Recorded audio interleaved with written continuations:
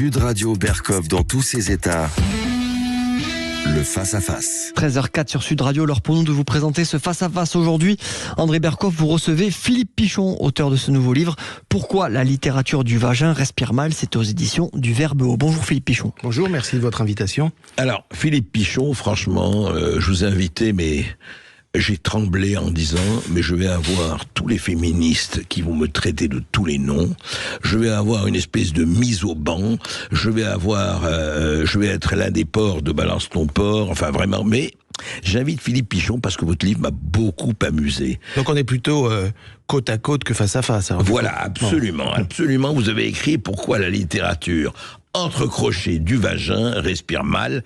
Alors je rappelle pour ceux, et je conseille de le lire, ce merveilleux livre de Julien Gracq, La littérature à l'estomac. D'ailleurs vous aurez dû écrire La littérature au vagin respire mal. Enfin vous y allez quand même, vous n'alliez pas de main morte. Alors effectivement vous traitez de la littérature féminine et des femmes en littérature. Au XXe siècle. Au XXe siècle, absolument. Alors, vous rappelez évidemment Simone de Beauvoir, hein, on ne naît pas femme, né Anaïté, on le devient, et puis toutes les autres, etc. Et puis franchement, c'est écrit d'un style alerte, c'est envolé, c'est envoyé. Mais alors, vous êtes appesanti sur un certain nombre de femmes écrivains, et sur une femme qui n'est pas écrivain, mais qui veut beaucoup parler d'elle. Mais on va commencer par le prix Nobel, hein, à toute princesse, tout honneur, Annie Ernaux. Et Annie Ernaux, vous semblez considérer que c'est un écrivain de second ordre, soyons clairs. Ah non, pas de second ordre, c'est pas un écrivain du tout. C'est pas un écrivain du tout. Non. D'ailleurs, vous le prix Nobel, Philippe Pichon. Non mais d'accord. Mais justement, la réception d'Annie Ernaux sous les ordres de l'Académie suédoise, j'ai trouvé qu'au mieux c'était une littérature de quai de RER, au pire de la sociologie de comptoir. Elle dit être écrivain, vous venez de le rappeler, elle dit même écrivaine. Oui. En réalité, c'est une sociologue. Or, pour moi, la littérature, c'est pas un ouvrage de sociologie. C'est les hussards, c'est une créativité, c'est des trouvailles langagières, c'est ce genre. C'est ça.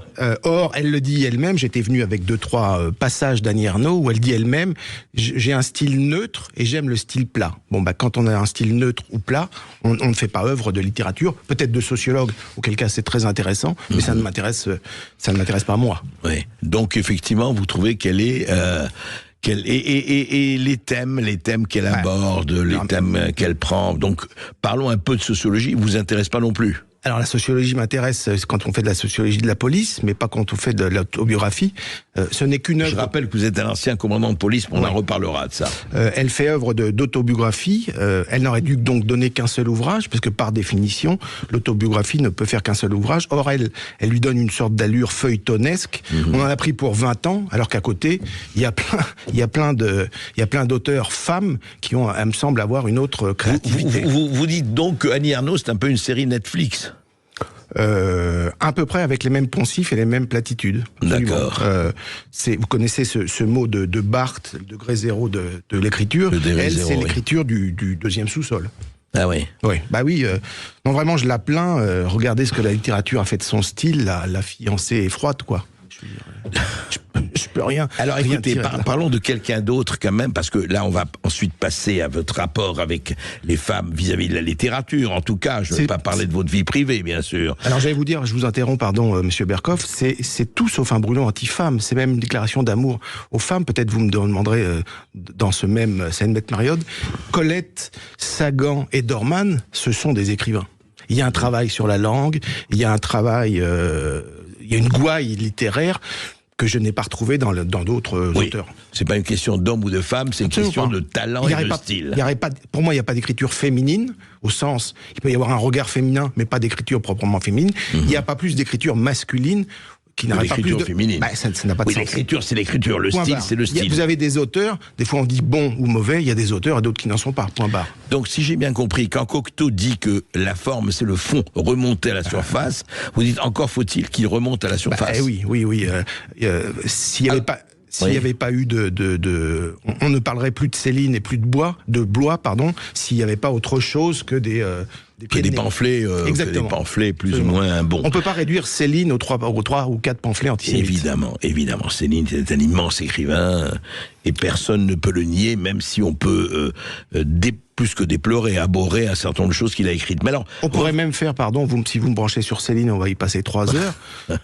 Moi, je suis pas prêt d'aller déjeuner. Alors bon, on pourrait faire même un pendant Céline et Proust. Il y a évidemment des ponts entre Céline et Proust qui sont précisément le travail sur l'écriture. Absolument. Non, mais là-dessus, je crois qu'on ne va pas être en désaccord. Mais alors, vous parlez de quelqu'un d'autre aussi, dont vraiment, alors que vous, sur laquelle vous tirez à boulet rouge, c'est Christine Angot.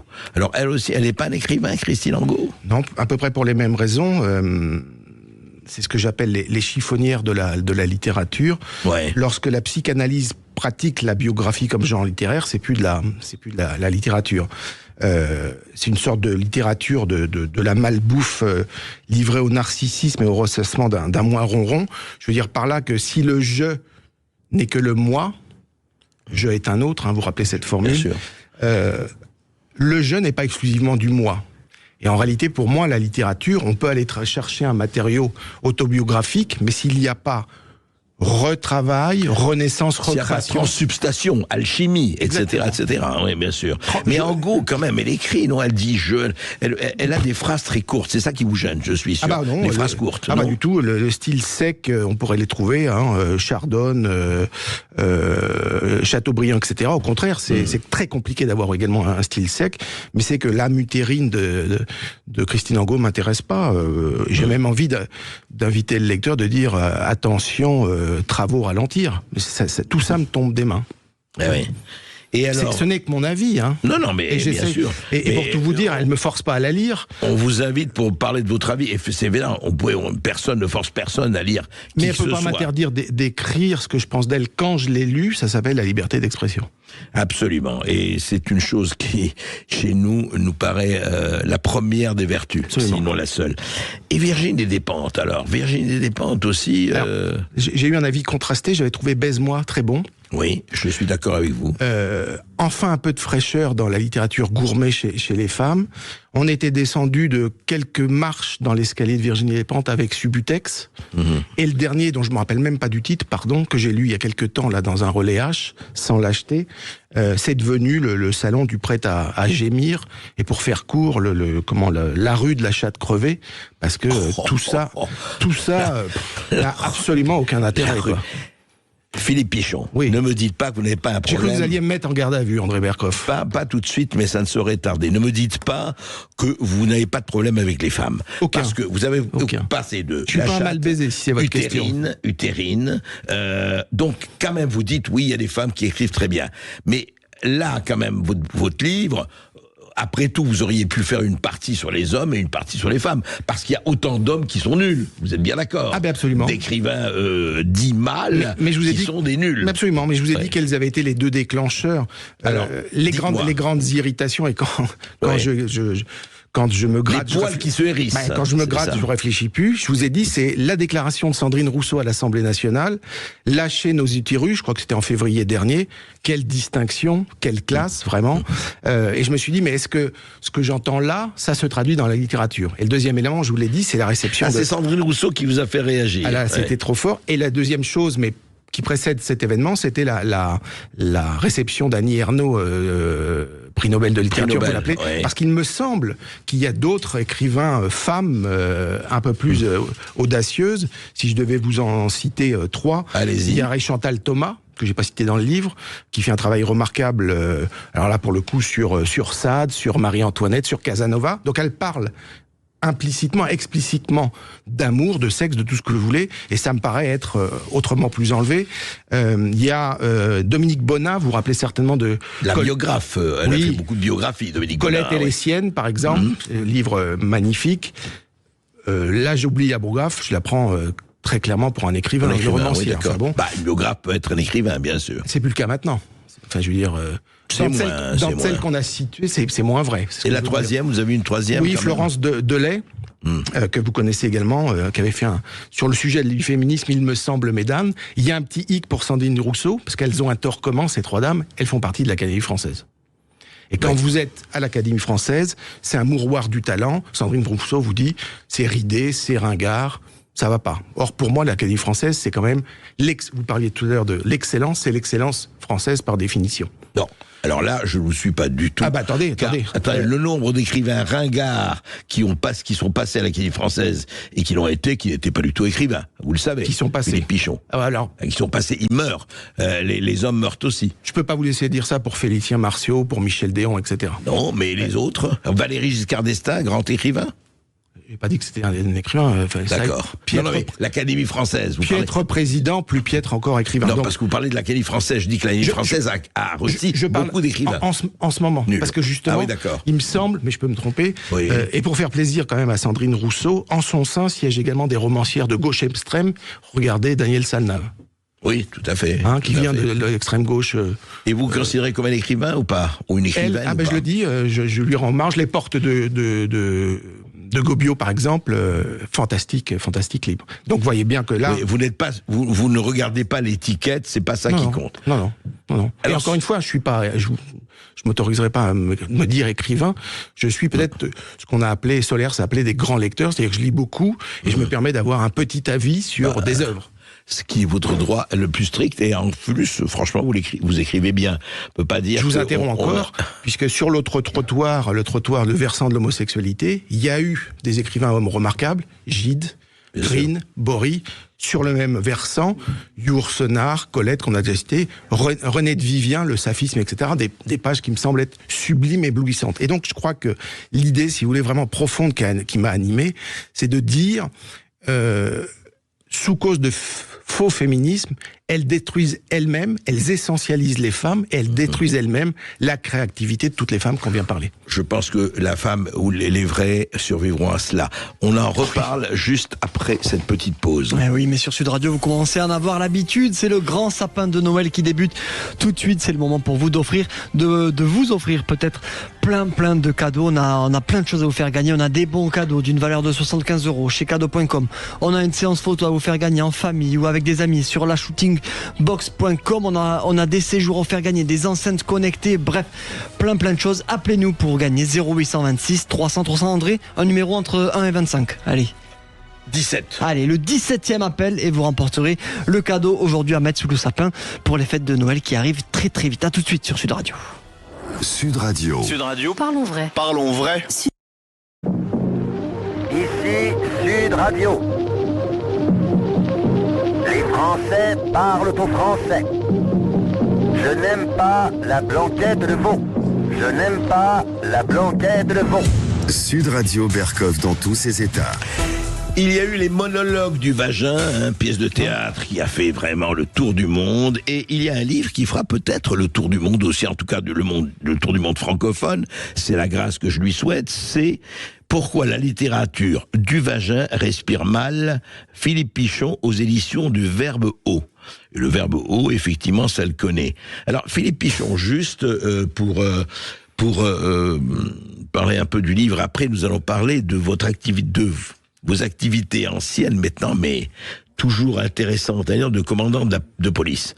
Au fond, on a résumé la chose du point de vue écriture féminine ou écriture masculine, et on a fait le sort de cela. Aujourd'hui, à votre avis, vous lisez beaucoup, il y a une baisse de niveau de la littérature, on ne va pas parler d'éducation nationale, ni des collèges, mais de la littérature. Oui, très clairement, quand on revient... Et pourtant, ce sont des auteurs que je n'aime pas, que j'ai beaucoup lus, mais que je n'aime pas. C'est pas pour ça que ce ne sont pas des écrivains. Vous voyez, il ne me viendrait pas à l'idée de dire que Duras n'est pas un écrivain. Il ne viendrait pas à l'idée de dire que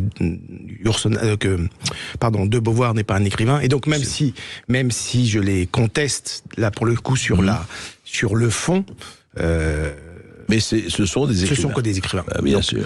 Donc, c'est pour ça que je m'autorise à vous dire que probablement les coups de boutoir des sciences sociales n'y est pas pour rien. Et on pourra en revenir à Derrida, qui est parti aux États-Unis, et je pense qu'il nous revient avec 20 ans dans la figure, une sorte de structuralisme ou de déconstruction qui nous revient mal digéré, et on en arrive avec tout ce qu'on a dit. Parce que pour moi, ça se casse la figure.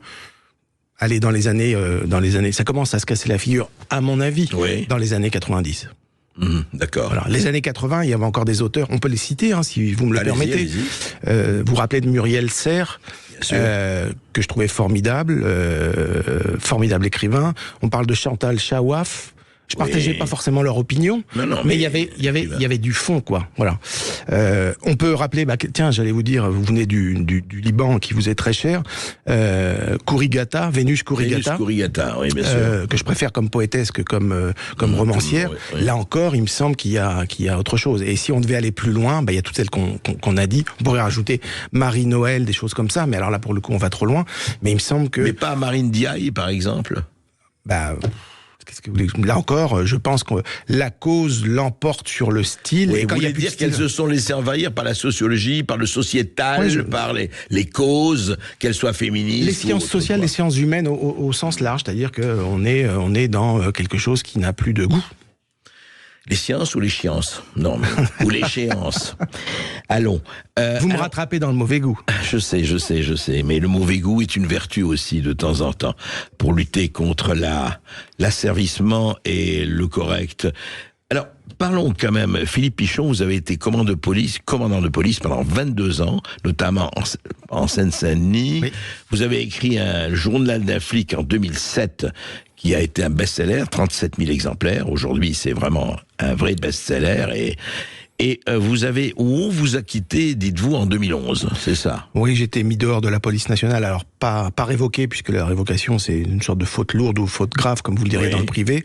J'ai été mis à la retraite d'office, sans avoir de retraite payée, évidemment. Donc 2011, j'avais 42 ans, parce que je supportais plus d'avoir comme obligation de ficher, par exemple, puisque tout est parti de l'affaire du fichier STIC, dont vous avez peut-être entendu parler, j'en suis l'auteur. J'avais donné les fiches STIC à un confrère à vous, Nicolas Beau, dans le Canard enchaîné, dans Backchiche, de deux personnalités. En quoi consistait, je dis, pour nos éditeurs, le fichier STIC, c'était dans la même fiche, si vous voulez, on fichait les affaires que vous aviez eues comme auteur et comme victime. Donc dès le départ, il y a un problème. D'accord. Vous voulez dire que la victime était fichée autant que le criminel. Là, je me suis dit, il y a un problème, c'est pas possible. Ouais. Soit personne n'est fiché, soit on fait quand même, on trie le bon grain de livret, et seuls les jugements définitifs après procédure judiciaire, parce que moi c'est le pénal, mon domaine d'action, peut donner lieu à un fichier, parce que sinon, je sais pas trop ce que c'est. D'abord, la CNIL s'est posée sur après ma dénonciation, on m'avait qualifié, ce qui m'a fait beaucoup rire, de lanceur d'alerte. Je sais pas trop ce que ça veut dire, mais peu importe. Philosophiquement, je vois bien, mais après, juridiquement, je sais pas de quoi on parle. La CNIL avait dit, oui, si ce que dit Pichon est vrai, ça pose un problème. Et donc, ils ont fait plusieurs on ne pouvait pas mettre sur la même fiche pour vous l'auteur du crime et la victime. Il me semble que c'est du bon sens. Hein. Enfin bon, ça paraît. Ouais. Voilà, donc vous êtes parti. Enfin, on m'a mis dehors après un procès vite expédié, puisque entre ma garde à vue, j'ai fait 48 heures de garde à vue quand même. Et j'étais immédiatement déféré à un juge d'instruction comme un voyou. Le procureur avait demandé même ma mise non pas sous contrôle judiciaire, mais mon embestillement. On vous a mis un bracelet électronique ? Absolument pas, non. On pouvait me faire tenir la langue, mais pas le bracelet électronique. Et donc, quelques temps après, donc entre la garde à vue, je vous dis, et puis la mise à la retraite d'office, il y a eu 2 mois sans attendre le projet judiciaire, qui pour le coup s'est soldé par un fiasco pour l'administration, puisque j'ai eu écopé d'une amende, d'une 1500 € d'amende, sans interdiction d'exercer ma profession et sans inscription au B2. Donc, laver tout soupçon, pas intellectuel. Blanchi. Non, mais on m'a dit, Pichon, on n'a plus envie de travailler avec toi, ce qui en réalité, comme vous passez des concours à l'administration, vous pouvez pas être mis dehors comme ça. Moi, je suis ni préfet, ni policier, quoi. Enfin, donc, j'aurais dû être réintégré. Que ce soit la droite ou la gauche, on m'a dit, Pichon, dehors. On va en parler du Pichon dehors, parce que le Pichon dehors regarde quand même ce qui se passe dedans la police. On va en parler tout de suite après cette petite pause. Oui, mais vous reconnaissez ce son. C'est l'heure pour nous de vous révéler le gagnant ou la gagnante du grand sapel Noël du jour sur Sud Radio, et on accueille Mélodie depuis Loupiac. Bonjour Mélodie. Bonjour Mélodie. Bonjour. Ça va Mélodie, vous préparez les fêtes ? Quel beau nom Mélodie. Oui, tant bien que mal. Entre le boulot et le travail. C'est quoi votre boulot Mélodie ? Moi j'ai une entreprise de nettoyage chez les particuliers. Je suis auto-entrepreneur. Bon, très bien. Et puis Mélodie, aujourd'hui vous gagnez Une enceinte connectée Amazon Echo Dot au style élégant avec son son puissant offert par Sud Radio et la Confédération des buralistes pour nous écouter toute la journée. Félicitations Mélodie. Une enceinte connectée. Et puis voilà, Mélodie, comme ça vous amenez votre enceinte avec vous et quand vous allez dans les entreprises de nettoyage, vous leur mettez la bonne musique, celle que vous aimez. Ah mais je suis chez les particuliers et puis bon, mais je vous écoute tous les jours en fait. Merci. Avec Alexis Poulain en plus. Voilà, ben c'est très tous les bien. jours. Qu'on retrouvera le vendredi. Merci beaucoup Mélanie. Le grand sapin beaucoup, c'est génial. De Noël continue sur Sud Radio jusqu'au 25 décembre. Restez connectés sur Sud Radio et les réseaux sociaux de sudradio.fr. À tout de suite. Sud Radio Berkov dans tous ses états. Appelez maintenant pour réagir 0826 300 300. Ici Sud Radio. Les Français parlent au français. Les carottes sont cuites. Les carottes sont cuites. Sud Radio Berkov dans tous ses états. Pourquoi la littérature du vagin respire mal ? Philippe Pichon, pourquoi la police respire mal ? Vous n'y êtes plus depuis 2011, vous avez gardé évidemment beaucoup de contacts, et puis on parle, je ne vous fais pas depuis 2011, il y a eu Charlie Hebdo, il y a eu le Bataclan, il y a eu les émeutes, il y a tout ce qui se passe dans le quotidien, il nous faudrait 3 heures pour faire l'inventaire de ce qui s'est passé depuis 15 ans. Qu'est-ce qui se passe et comment en fait la police réagit et pourquoi on en est là ? C'est un autre sujet, c'est parce que la police ne réagit plus. Je suis parti en 2011, vous l'avez rappelé tout à l'heure. J'ai encore connu une période où il y avait des flics de base. C'est pas méchant ce que je suis en train de vous dire, mais dans fonctionnaires de police, il y avait plus police que fonctionnaires. Donc je pense que la base a un petit peu changé. Non pas s'intéresse moins, mais a pris ce métier comme on serait postier ou comme on serait je ne sais trop quoi. Donc je sais bien que le mot de vocation ne convient pas, mais je pense que pour entrer dans la police, il faut une forme de vocation. Je pense aussi, oui. Et deuxième point, j'ai connu de grands chefs policiers. Il y avait de grands voyous, au sens les beaux mecs, vous savez, vous vous rappelez de cette expression. Et donc les beaux mecs appelaient de grands chefs policiers. Et je pense qu'à l'heure actuelle, sans faire injure à mes anciens chefs, il y a plutôt des managers de la police, c'est-à-dire des gens qui sont plus habiles derrière un tableau Excel que sur le terrain. Et donc, avec une prolifération de grades, les grades, moi je m'y perds moi-même parce qu'on a démultiplié les grades, vraisemblablement pour se caler sur la gendarmerie nationale. Et puis je pense qu'il y a une peur latente. On ne peut plus, et là je pense que c'est plutôt des instructions politiques, les petits hommes gris, comme les appellent, on ne peut plus aller au contact des voyous. Pourquoi on ne peut plus ? Parce qu'il y a des instructions qui demandent... vous n'allez plus au contact des voyous ? Alors moi je vais plus, parce que je suis plus dedans, mais on ne va plus au contrôle des voyous. Comme hélas, de l'autre pendant, on ne va plus connaître des honnêtes gens. Elle a été détriée, mais la police de proximité, non pas par son côté social, mais par sa remontée d'informations et de renseignements avait évidemment l'utilité. Les deux pendants ayant explosé, une sorte de gloubi-boulga où en réalité on n'est pas dans la proaction, mais dans la réaction. Et donc je pense qu'on a... on parle là de la sécurité publique. Oui, on a des temps de retard. Il faudrait donner des moyens conséquents à la police judiciaire qui ne les a pas, puisque la police judiciaire, c'est du travail de longue haleine, de long cours. Elle est oui, c'est des enquêtes de fond, c'est du travail. Quand je dis c'est rien la police judiciaire, entendez bien mon propos, elle n'a quasiment aucun moyen. Et il faudrait redoubler, tripler, quadrupler, que sais-je encore, les services de renseignement qui eux aussi sont quasiment dépouillés. Mais alors, quand vous dites le policier de base... Il n'a plus la vocation parce que il sent que on lui enlève un peu les moyens d'agir d'un côté, et vous parlez des managers, les commandants, enfin les chefs de la police, qui ne regardent plus que le chiffre. Pour ceux de base, on passe des concours ici dans la finance publique, ici dans la police. On prend celui qu'on récupère, ça vous a pas échappé. Le taux de chômage est très important, donc on rentre dans la police comme on pourrait être boulanger ou que sais-je encore. Et les managers dont on parle ne s'intéressent plus au cœur même de la profession, mais en effet vont aller rendre une copie. Il faut que toutes les petites cases soient vertes. S'il y a une case rouge, ici les vols à la roulotte, ici les cambriolages, c'est la catastrophe. Et pendant tant de temps, votre chef de service va vous dire « Coco, Pichon, là, faut mettre le paquet sur les voleurs. Arrêtez tout le reste. » Et donc, Vous comprenez que cette politique... On vous donne des directives de ça chiffres, existe, quoi. moi je les avais un peu divulguées avec certains... J'étais plus dans la police, avec certains de vos confrères, où très clairement, par exemple, je vous donne un exemple, c'est sur la Seine-et-Marne, on dira pas l'auteur même si vous insistez, on donnera pas l'auteur de la note de service, qui était une grande directrice départementale. Elle avait marqué noir sur blanc sur la délinquance routière. L'année prochaine, il faut 2,7 morts. 2,7 morts. Voyez un petit... Elle l'a écrite. Oui. Écrit. Ouais. Vous voyez un petit peu le cynisme que sont les 0,7 morts. Bon. Et donc, tant qu'on sortira pas qu'il y ait des tableaux de bord managériaux, bien sûr, pourquoi pas, mais que, si vous voulez, pendant un mois, la nouvelle priorité, ça va être, parce que le politique a décidé que c'était les vols à la roulotte, hop, on oublie tout le reste, toutes les autres priorités du mois présent, etc., etc. Donc évidemment, les collègues ou mes ex-collègues ne savent plus trop ou à quoi s'en tenir. Est-ce que déjà... ça existait déjà à mon époque. De votre temps, oui, ça existait déjà. Mais je pense que, pardon de vous interrompre, ça va crescendo. Mais alors, est-ce que de votre temps déjà, parce qu'on entend beaucoup les syndicalistes de police, parce que ce sont eux qui parlent, effectivement, dans les médias, c'est soit on est retraités, soit on n'est plus dans la police, soit on est syndicalistes. Je vous interromps là-dessus, j'ai pas attendu d'être retraité pour l'ouvrir, comme disait, parce que je pense que dès lors que les propos sont mesurés et documentés, je vois pas pourquoi certains policiers ne pourraient pas prendre la parole. Enfin, c'est leur problème et c'est à eux de décider effectivement ce qu'ils font. Oui, je comprends. Ça permettrait, si vous voulez, peut-être de résoudre certains problèmes internes.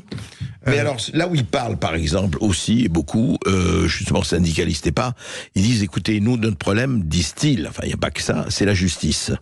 C'est une formule célèbre d'un syndicaliste d'Alliance, c'est pas entièrement faux. Je pense que ça se double, ce problème...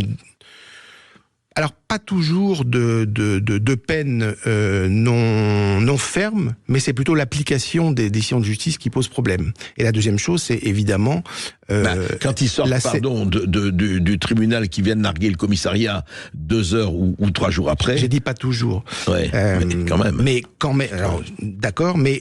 Encore plus grave que il y a les applications de peine, y compris fermes. Vous le dites souvent, vous le rappelez souvent. Vous prenez 10 ans, vous ne faites que 5 ans. Oui, et la deuxième chose, c'est la célérité de la justice. Je crois que sur cette antenne, vous en parlez souvent. Des gamins qui ont besoin d'une réponse immédiate. Quand je dis des gamins, vous comprenez ce que je veux dire, des délinquants ont besoin d'une réponse immédiate. Le procès, je parle là des 16, 17, 18 ans, le procès est renvoyé au calendrier grec. Et donc évidemment, alors que la sanction devrait être immédiate. Oui, il y a ça. Et alors, il y a ça. Et est-ce que vous connaissiez déjà ce qu'on appelle les zones de non-droit? Est-ce que c'est vrai? Où la police ne peut pas rentrer? J'ai fait 10 ans en Seine-Saint-Denis, donc des années 90 aux années 2000.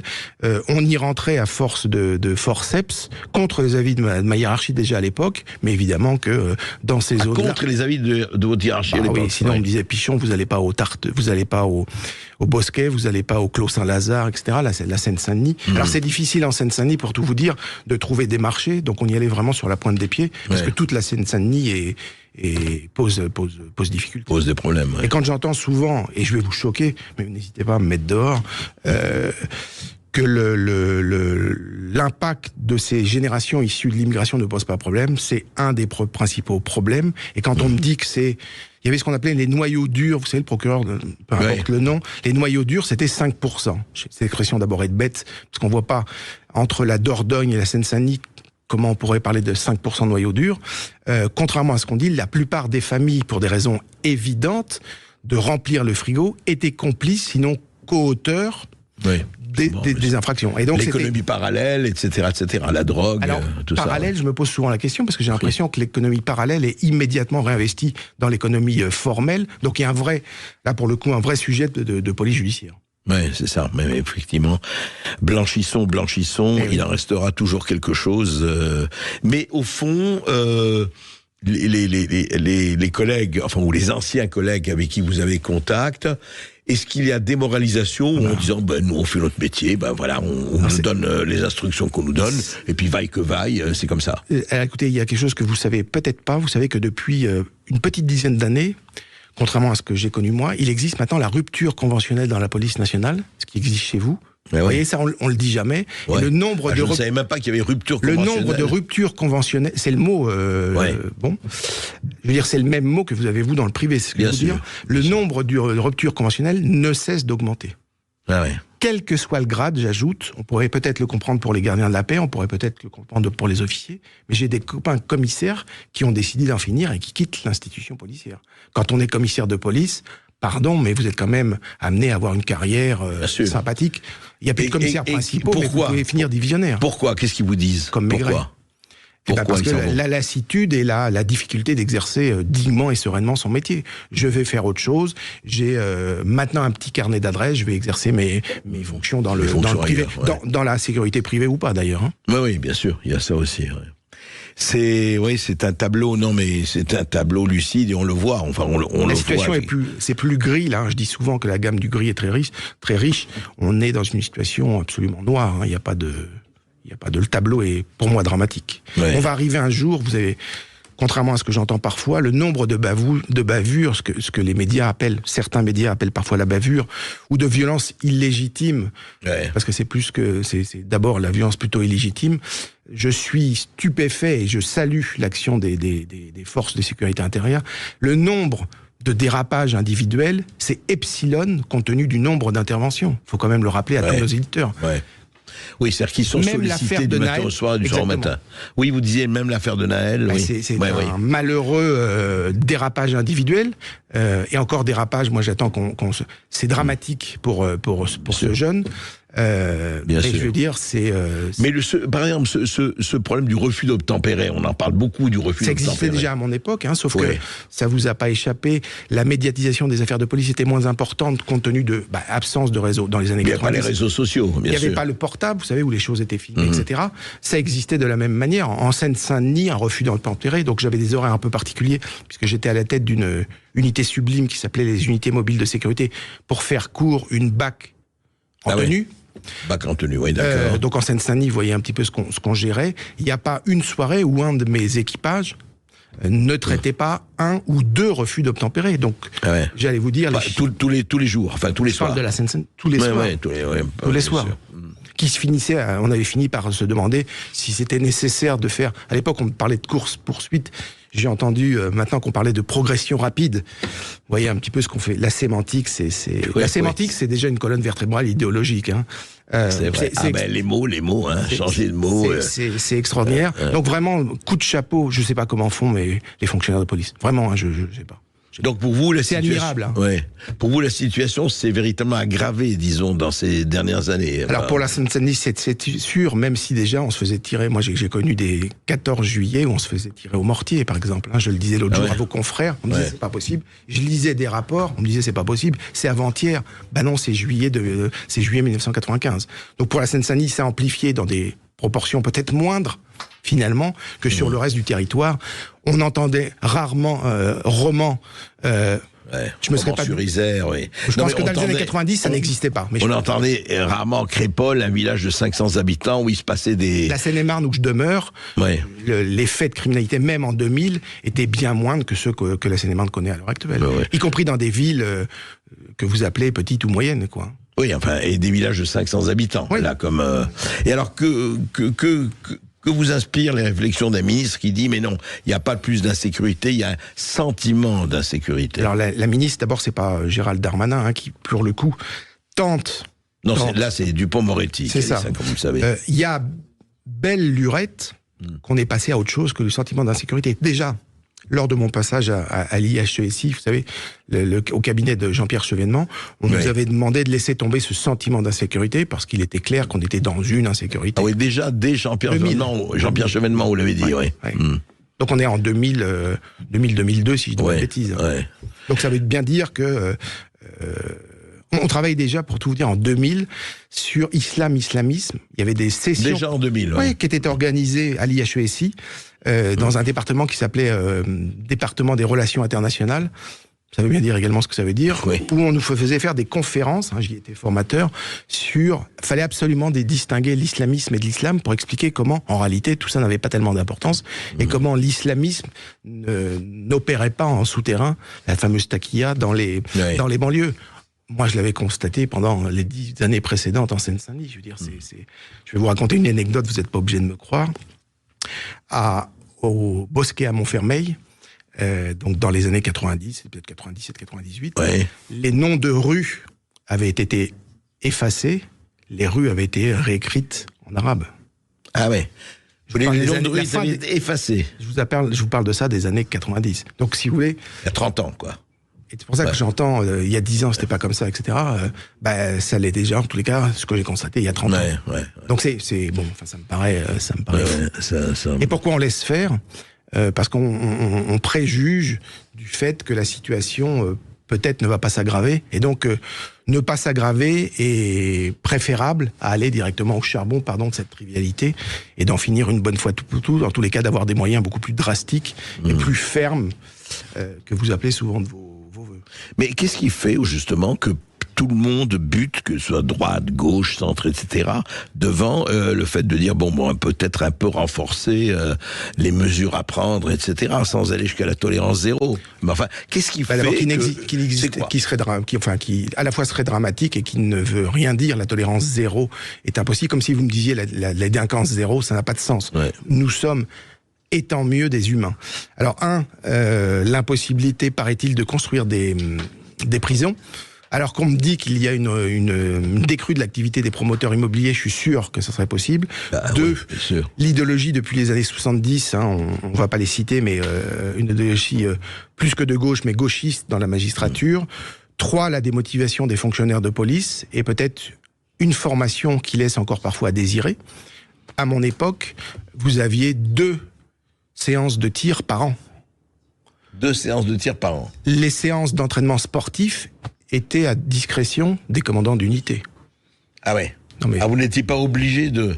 Mais 2 séances de tir par an. À l'époque, j'avais pas le même profil. On faisait du sport tous les 3 jours, mais c'était imposé dans les instructions 2 séances de tir par jour.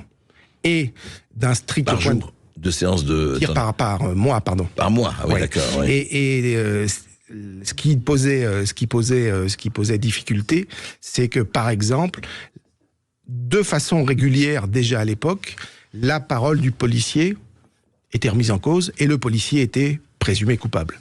Ce qui, dans notre droit, est impossible. Au mieux, il est présumé innocent et, dans le meilleur des cas, il a fait son boulot au combat. Est-ce qu'il y avait déjà à l'époque, vous savez, all cops are bastards, non, alors la police tue, etc., etc. Et quand des hommes politiques, même pas besoin de les citer, ont repris, oui, la police tue, etc., etc. Est-ce que ça existait à votre époque? Alors non, même en Seine-Saint-Denis, alors bon, moi j'avais une circonscription, j'ai commencé à Rosny-sous-Bois-Villemomble, et ça va vous faire rire, le député s'appelait Pandreau, que vous aviez connu, Pandreau, à la fois comme, voilà, Robert Pandreau, Bob... Starsky et Hutch avec Charles Pasqua. Je savais que vous alliez me dire ça.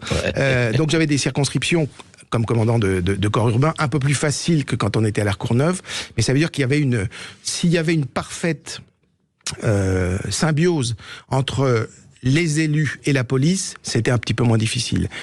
J'ai eu à connaître Perfit, vous vous rappelez de ce sénateur de Seine-Saint-Denis, qui avait une tendance un peu différente que celle de Charles Pasqua. Systématiquement, on y trouvait malice et la police avait affaire à un mea culpa. Bon. Et en réalité, déjà pour les mêmes raisons, des raisons électoralistes, puisque sur ces circonscriptions, l'électorat était déjà un électorat communautaire. Communautaire. On dirait, d'accord. C'est quelque chose, on va continuer d'en parler effectivement avec vous, auditeur de Sud Radio, et avec Philippe Pichon, après quelques minutes. Oui, on prend vos appels au 0826 300 300 et on vous reprend vos réactions et vos commentaires sur Facebook et sur YouTube. À tout de suite sur Sud Radio. Sud Radio Berkov dans tous ses états, midi 14h. André Berkov. Ici Sud Radio. Les Français parlent au français. Je n'aime pas la blanquette de veau. Je n'aime pas la blanquette de veau. Sud Radio Berkov dans tous ses états. 13h51 sur Sud Radio, nous sommes toujours avec Philippe Pichon qui vient nous voir pour son livre « Pourquoi la littérature du vagin respire mal » aux éditions du Verbe Haut. Vous êtes aussi ancien commandant de police, on parlait de la police et des courses-poursuites justement. On a une question sur le Facebook de Sud Radio qui nous demande alors est-ce que c'est vrai que pendant les courses-poursuites on demande aux policiers d'arrêter leurs efforts de poursuite? Alors je peux pas vous répondre présentement, mais en tous les cas à mon époque, oui, c'était vrai. On parlait de chasse comme je vous le disais. TN93, c'est souvent les stations directrices, vous savez, l'état-major qui parle au nom du directeur, qui a explicitement demandé à l'équipage qui ne faisait que son travail, qui partait essayer de rattraper un scooter, que sais-je, une voiture volée, etc., demandait, 9 fois sur 10 d'arrêter la poursuite. Eux le justifiaient par le fait que chacun prenait des risques, que l'auteur prenait des risques, celle-là je la trouve assez bonne, que les policiers prenaient des risques et qu'éventuellement faisaient prendre des risques à des tiers. Tout ça est pas faux, mais alors à ce moment-là, quand on met quelqu'un en garde à vue, on prend des risques, il peut se taper la tête contre le comptoir. Quand on défère un individu, on prend des risques parce qu'il peut s'enfuir, etc., etc. Donc je parle du principe, si vous voulez, pour répondre un peu plus largement, que on ne pourra pas revenir à un bien vivre ensemble. S'il n'y a pas, et pardon des mots un peu militaires que je vais employer, s'il n'y a pas de pacification, s'il n'y a pas de retour à quelque chose de concrètement viable. Ça, c'est impossible. Oui, vous voulez dire que s'il n'y a pas le taquet qui disent aux gens, attendez, vous ne pouvez pas aller... Exactement. Au-delà de cette limite, votre ticket n'est plus valable. Exactement. Sinon, rien ne se fera. Exactement. Mais je le crois profondément, c'est-à-dire que... évidemment que l'idéal c'est le bien vivre ensemble, mais là je pense que les valeurs ont été clairement inversées, et vous le rappeliez tout à l'heure, jusqu'à des villages de 500 habitants. Il me semble que là, on a franchi un nouveau... Ça paraît assez évident, ça, on le voit. Il y a d'autres questions sur Facebook. La question faisait quoi avec ce qui s'est passé ce week-end où 2 jeunes sont morts sur un scooter après avoir fait un refus d'obtempérer. Il y a une autre question qui vous demande est-ce que si aujourd'hui vous aviez la possibilité de retourner dans la police, vous le feriez? Et si oui, pourquoi? La réponse est non. Parce que des vieux dinosaures comme moi seraient empêchés. Je m'échappe pas, je vous le dis très clairement. Pendant très longtemps, il y avait des possibilités d'être réintégré que j'ai saisi ou pas saisi. Pendant très longtemps, donc j'ai voulu être réintégré. De nos jours, je serais au-delà de mon embonpoint, je serais incapable de rentrer de revenir dans la police parce que je me sentirais carrément pas à ma place, quoi. Enfin, Et vous pensez que vous seriez un élément sulfureux qui ne... Non, parce que j'espère, je l'ai toujours, enfin il me semble, j'ai toujours été au moins aussi proche de mes gars, comme je disais affectueusement, que de ma hiérarchie. Et donc je pense que si j'avais l'adhésion de la troupe, comme on le dit chez les militaires ou chez les gendarmes, j'aurais plus du tout la confiance de ma hiérarchie, parce qu'on me dirait en effet... Prenez le mot sulfureux, alors que ce que je dis là, je l'ai vécu dans ma chair, avec beaucoup d'années d'action, etc. Alors que, croyez-moi, dans un service, si le commissaire est devant ses troupes, d'abord, il y a le fait qu'il y aura moins de débordements, parce que peut-être les esprits s'échauffent moins, et parce qu'en termes d'exemplarité, ça me semble être autre chose que ce que je vois à l'heure actuelle, où on voit des commissaires ou même des officiers parfois... faire de la figuration plutôt que vous voulez dire qu'aujourd'hui, enfin, on ne peut pas généraliser encore une fois, et puis vous n'êtes plus là, mais vous dire qu'il faut que les commissaires entraînent leurs troupes. Plutôt qu'elles ne les refreinent. Qu'elles les refreinent, oui. Et je voudrais finir un peu, on arrive à la fin de l'émission, mais c'est très intéressant de parler de littérature et aussi de parler de votre ancien métier. Parce il y a eu des... Pardon, je vous interromps. Il y a eu des écrivains magnifiques. Vous pensez, je pense à Lucien... Vous voyez, au moment où vous me dites ça, littérature police, il y avait un auteur que j'aimais beaucoup qui s'appelait Lucien Becker, qui était un poète qui a fait très peu de choses, etc. Mais il y a eu également dans le cinéma ou dans la littérature noire de très grands auteurs, etc. Et donc je me dis parfois qu'il y a un pont, une passerelle entre la littérature et la police. Bien sûr. Et ça s'appelle pour moi l'investigation littéraire. Oui, et puis ça s'appelle le roman policier, qui existe comme une institution. Alors vous n'êtes pas tenté, Philippe Pichon, de créer un nouveau commissaire Maigret, par exemple? Non, d'abord parce que Simenon me le pardonnerait pas. Vous savez qu'il y en a eu... je crois que c'est près de 400, enfin qu'il y a au moins 1000 bouquins et il y a au moins 400. Non mais quand j'ai le nouveau commissaire Maigret, l'équivalent aujourd'hui. Il serait moins croustillant que Jean Gabin en tous les cas, parce que si c'était pour lui faire raconter la gestion des stylos et des gommes, ça intéresserait pas grand monde. Donc non, et puis je pense que je serais pas assez doué pour vous avez remarqué que j'étais pas romancé, et je pense que je serais pas assez doué pour le roman policier, parce que contrairement à ce qu'on croit, c'est loin d'être un genre mineur de la littérature. Bien sûr. Puis enfin les séries noires, etc. On connaît tout cela. Manchette, par exemple, est un auteur que j'adore. Oui, Jean-Patrick Manchette, absolument. Je dis tout ça, les auditeurs de Sud Radio, les noms qu'on a cités, je vous assure, si vous avez le temps, même pour Noël, prenez-en quelques-uns, lisez-les, vous allez voir, vous n'allez pas perdre votre temps ni votre plaisir. Et vous continuez à lire beaucoup, Philippe Pichon? À la fois pour le boulot, j'allais vous dire, parce que j'ai un deuxième ouvrage sur les hussards et toute cette littérature charnelle au corps à corps que j'ai envie de faire. Et puis pour mon plaisir, il y a toujours, je prends à peu près, donc pour le plaisir, 1 heure de lecture par jour, et pour le travail, je suis à peu près à 3-4 heures par jour, puisque comme je suis retraité... oui. C'est bien, mais écoutez, voilà quelqu'un qui s'est dédié à la littérature, qui s'est dédié à lire les livres et à les analyser. Et je peux dire une chose, c'est Jean Paulhan qui l'a dit, il n'est pas vraiment Philippe Pichon en mauvais termes avec les mots. Non. Et entre deux livres, n'oubliez pas d'écouter Berkoff dans tous ses états. Philippe Pichon, pourquoi la littérature du vagin respire mal? C'est disponible aux éditions du Verbe. On va continuer de parler de vagin, tiens, puisqu'il y a Brigitte Lay qui vous rejoint dans le studio pour tout de suite jusqu'à 16h. André Berkoff, on se retrouve demain de midi à 14h comme tous les jours. À demain sur Sud Radio. Sud Radio. Sud Radio. Parlons vrai. Parlons vrai. Sud Radio. Parlons vrai.